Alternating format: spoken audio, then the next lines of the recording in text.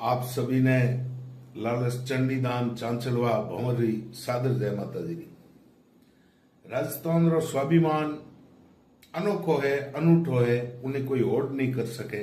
एक प्रसंग सुनाऊं आपने कि अलवर रे मोने एक बार धरणो होयो तो राज सत्ता निरंकुश राज सत्ता रे खिलाफ चारणो रो धरणो होयो।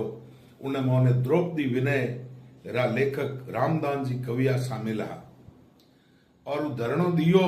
उन टाइम में राज सत्ता धूस गई और उन सत्याग्रह डर और राज सत्ता सब मोंगो मौनी और वो धरणो समाप्त होयो।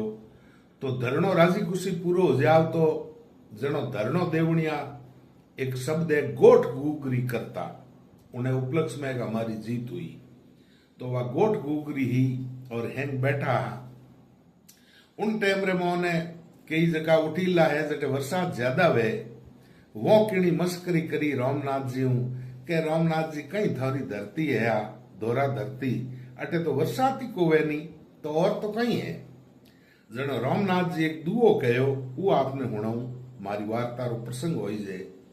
रामनाथ जी उन्होंने जवाब दियो के पानी रो कई पिए आ रगत पियोड़ी रज अरे संके मन में आ समझ घण न बरसे गज। पानी रो कई पिए आ रगत पियोड़ी रज संके मन में आ समझ घण न बरसे गज।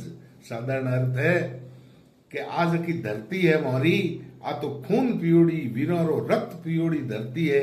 आ पानी रो कई पिए इन कारणों आ चीज हो चन घण यानी बादल वे मन में हंकी जे कि मैं बरसा पानी बरसाओ पण इन धरती में तो रक्त पियोड़ो है।